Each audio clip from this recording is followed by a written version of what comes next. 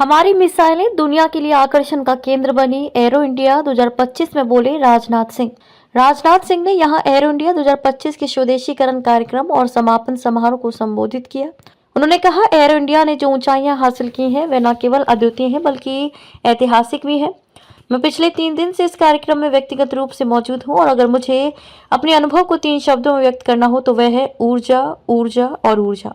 रक्षा मंत्री राजनाथ सिंह ने बुधवार को कहा कि भारत परिवर्तन के क्रांतिकारी दौर से गुजर रहा है। देश की लड़ाकू विमान, मिसाइल प्रणाली, नौसैनिक पोत न केवल हमारी सीमाओं की रक्षा कर रहे हैं बल्कि पूरी दुनिया के लिए आकर्षण का केंद्र भी बन रहे हैं। एरो इंडिया ने जो ऊंचाइयां हासिल की हैं। राजनाथ सिंह ने यहाँ एरो इंडिया 2025 के स्वदेशीकरण कार्यक्रम और समापन समारोह को संबोधित किया। उन्होंने कहा, एरो इंडिया ने जो ऊंचाइयां हासिल की हैं वे न केवल अद्वितीय हैं बल्कि ऐतिहासिक भी हैं।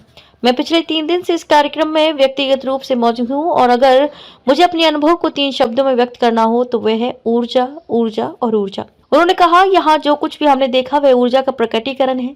ये ऊर्जा और उत्साह न केवल भारत की प्रतिभागियों में बल्कि दुनिया भर में देखा जा सकता है। हमारे उद्यमियों, हमारे स्टार्टअप और नव प्रवर्तकों में जो उत्साह देखा गया वह सराहनीय है। देश बदलाव के क्रांतिकारी दौर से गुजर रहा है।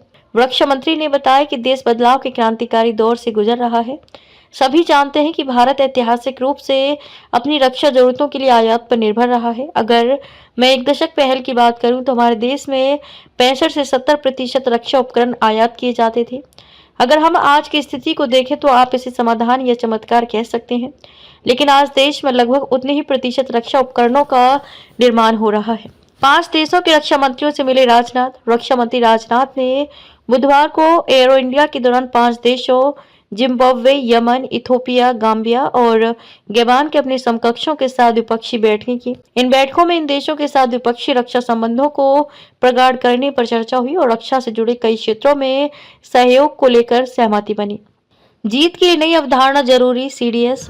Chief of defence staff CDS general Anil Chauhan ने बुधवार को एरो इंडिया कार्यक्रम में भविष्य के संघर्षों के साथ प्रौद्योगिकियों को जोड़े जाने के विषय पर एक संगोष्ठी को संबोधित किया। उन्होंने कहा, भविष्य के युद्ध के साथ प्रौद्योगिकियों को जोड़ना जीत हासिल करने के लिए समाधान का केवल एक हिस्सा है।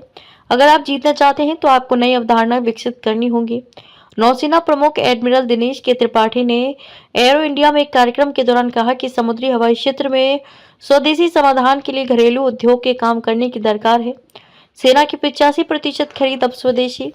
उन्होंने घरेलू उद्योग जगत से स्वदेशी समाधानों के विकास के लिए नौसेना के साथ काम करने का आह्वान किया, जबकि सेना प्रमुख जनरल उपेंद्र द्विवेदी ने बताया कि सेना अब 85% खरीद अब स्वदेशी है।